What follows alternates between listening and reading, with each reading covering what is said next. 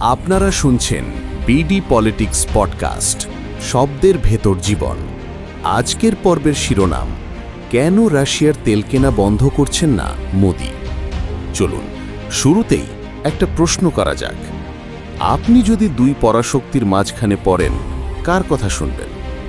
একদিকে যুক্তরাষ্ট্রের president Donald Trump, অন্যদিকে রাশিয়ার প্রেসিডেন্ট ভ্লাদিমির পুতিন।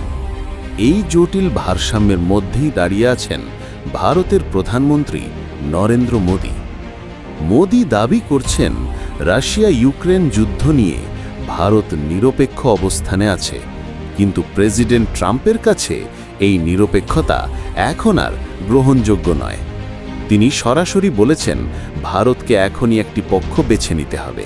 বিশেষ করে রাশিয়ার কাছ থেকে মোদি সরকার যে বিপুল পরিমাণে সস্তায় তেল কিনছে, তা ট্রাম্পের প্রশাসনের চোখে নিষেধাজ্ঞা উপেক্ষার নামান্তর।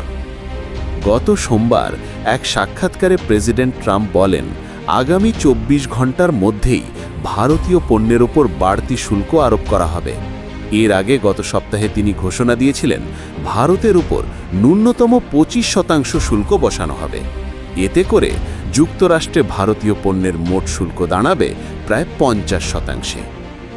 ট্রাম্প এক পোস্টে লেখেন, ইন্ডিয়া সবসময় রাশিয়া থেকে অস্ত্র আর জ্বালানির বড় অংশ কিনে এসেছে। তিনি বলেন, চীনের মতো ভারতও রাশিয়ার তেলের বড় ক্রেতা, আর এই কাজ তারা এমন সময় করছে যখন আমরা চাই রাশিয়া ইউক্রেনে হত্যাকাণ্ড বন্ধ করুক। ট্রাম্পের ভাষ্য অনুযায়ী এই অবস্থান মেনে নেওয়া যুক্তরাষ্ট্রের পক্ষে সম্ভব নয়। এইদিকে ভারত সরকারও অনড়।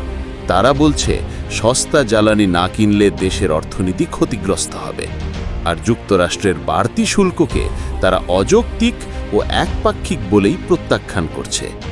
আর এই উত্তেজনার মাঝখানে উঠে এসেছে আদানি গ্রুপের নাম। কংগ্রেস নেতা রাহুল গান্ধীর অভিযোগ, যুক্তরাষ্ট্রে আদানি গ্রুপের বিরুদ্ধে চলমান দুর্নীতি তদন্তের কারণে মোদি ট্রাম্পের বিরুদ্ধে কোনো কড়া অবস্থান নিতে পারছেন না। তার দাবি, এই তদন্তে মোদি, আদানি ও রাশিয়ার তেলের আর্থিক লেনদেনের তথ্য ফাঁস হয়ে যেতে পারে। এরই মধ্যে হোয়াইট হাউসের এক সংবাদ সম্মেলনে এক সাংবাদিক ট্রাম্পকে জিজ্ঞাসা করেন, যদি রাশিয়া এতই খারাপ, তবে যুক্তরাষ্ট্র কেন রাশিয়ার ইউরেনিয়াম আর সার আমদানি করছে? জবাবে প্রেসিডেন্ট ট্রাম্প বলেন, এই বিষয়ে আমি অবগত নই, পরে জানিয়ে দেব।